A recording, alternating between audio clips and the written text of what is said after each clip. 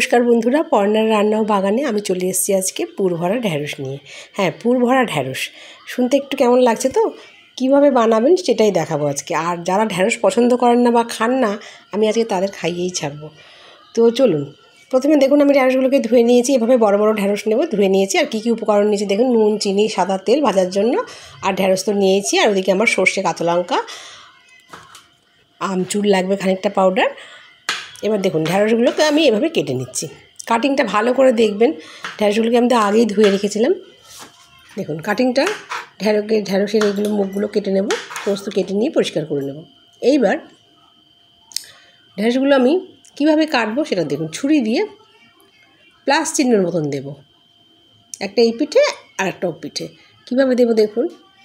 ছুরিটাকে ধরে, পুরোটা করব না, মাঝামাঝির থেকে একটু বেশি অংশ নিয়ে এইভাবে ছুরি দিয়ে দেখুন যেরকমভাবে প্লাস চিহ্ন দেয় ওইভাবে করে নিলাম। এর ভেতরে পুরটা আমি ভরব। আমি আর একটা দেখাচ্ছি কীভাবে কাটলাম। ভিডিওটা কাটবেন না, ভিডিওটা দেখবেন পুরোটা, তাহলে বুঝতে পারবেন সকলে। দেখুন এইভাবে কাটলাম।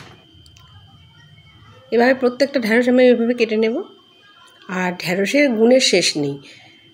আর এটা খুব একটা তেলও লাগবে না দেখবেন। আর মশলাটাও খুবই হালকা। এই দেখুন সর্ষে আর কাঁচা লঙ্কা আমি বেটে রেখেছিলাম একসঙ্গে। সর্ষে কাঁচা লঙ্কা বেটে আমি 2 চামচের মতো নিয়ে নিচ্ছি। একটা বাটিতে 2 চামচের মতো সর্ষে কাঁচা লঙ্কা বাটাটা নিয়ে নিচ্ছি। নিয়ে নিলাম। এবারে আমি এর সঙ্গে আন্দাজ মতো নুন নিচ্ছি। দেখুন আন্দাজ মতো নুন নেবেন। এবার আমি একটু চিনি দেব। চিনিটা না দিলে ভালো লাগবে না। এবারে আমি কি দেবো দেখুন, একটু বেসন। একটু শুকনো শুকনো করতে হবে তো, ওই জন্য একটু বেসন দিয়ে দিলাম। আর দেবো হচ্ছে এই আমচুর পাউডার। এই আমচুর পাউডারটা দেবেন। বড় মুদিখানা দোকানে দেখবেন আমচুর পাউডার গিয়ে বলবেন আমচুর পাউডার পাওয়া যায়, খুব ভালো হয়, একটু টক টক মিষ্টি মিষ্টি ঝাল ঝাল হবে এটা, ওই জন্য আমচুর পাউডারটা দিতে হবে। আর আমচুর পাউডার যদি একান্ত না পান তাহলে এমনিই করবেন। আর একটু লঙ্কার গুঁড়ো আমি দিয়ে দিলাম, কালারটা ভালো আসবে বলে। এটা আমি পুরো দেখুন মিক্স করে নিচ্ছি। যদি দেখুন যে একটু জল জলে হয় তাহলে আর একটু বেসন অ্যাড করে নেবেন।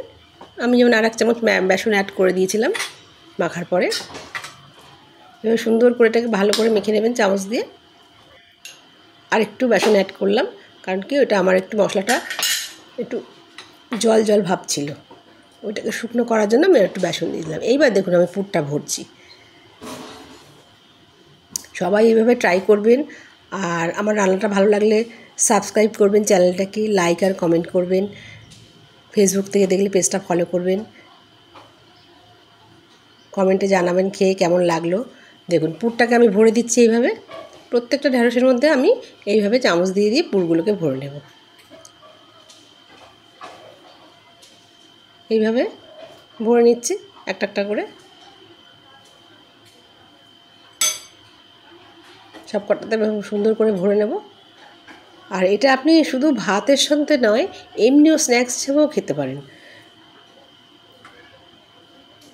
খুব একটা যে তেল লাগবে তাও নয়, আমি একটু শ্যালো ফ্রাই করব। আপনারা চাইলে ডিপ ফ্রাইও করতে পারেন।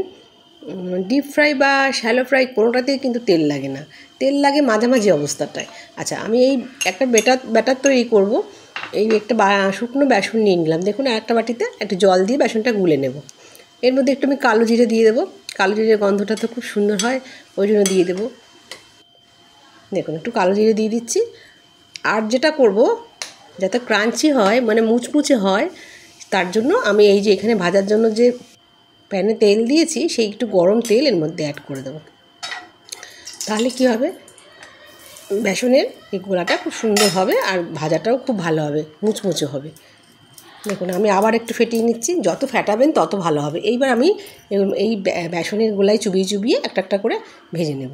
দেখুন কীভাবে আমি চুবিয়েছি, পুরোটাকে মেখে নেব ঢ্যাঁড়সের। এইভাবে নিয়ে আমি এদিকে তেল গরম হয়ে গেছে, আমি সব প্যানের মধ্যে একটা একটা করে ছেড়ে দেব। তেলটা গরম হওয়ার পর গ্যাসটা কমিয়ে দেবেন, নাহলে পুড়ে যাবে। খুব আস্তে আস্তে ভাজবেন, ঢ্যাঁড়সের ভেতরটা একটু সেদ্ধ হবে। দেখুন আমি প্রত্যেকটা দিয়ে দিয়েছি এবং আস্তে আস্তে উল্টে দিচ্ছি। উল্টে পাল্টে ভালো করে এপিট ওপিট করে ভেজে নেব। আমার রান্নাটা ভালো লাগলে লাইক কমেন্ট আর সাবস্ক্রাইব করবেন। আবারও বললাম, নতুন নতুন রান্না পেতে গেলে চ্যানেলটা সাবস্ক্রাইব করার দরকার। দেখুন ভাজা হয়ে যাবে, এবার আস্তে আস্তে এপিট ওপিট ফিরিয়ে এভাবে ভাজবো। ভাজা হয়ে গেলে আমি তুলে নেব। ভাজাগুলো আমার প্রায় হয়ে এসছে।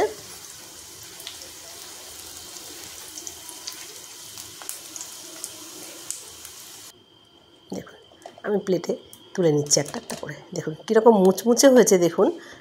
আমি সেটা দেখাবার জন্যই আপনাদের, আমি বোঝানোর জন্যই দেখছি। এই দেখুন কী সুন্দর শব্দ হচ্ছে, দেখেছেন? খুব মুচমুচে হয়েছে, একদম এমনি খেয়ে নিতে পারবেন। দেখুন দারুণ হয়েছে। ওই যে, সবাই ভালো থাকবেন খুব। আবার পরবর্তী রান্না নিয়ে কখনো একটা আসবো। ততক্ষণ সকলকে আরেকবার নমস্কার।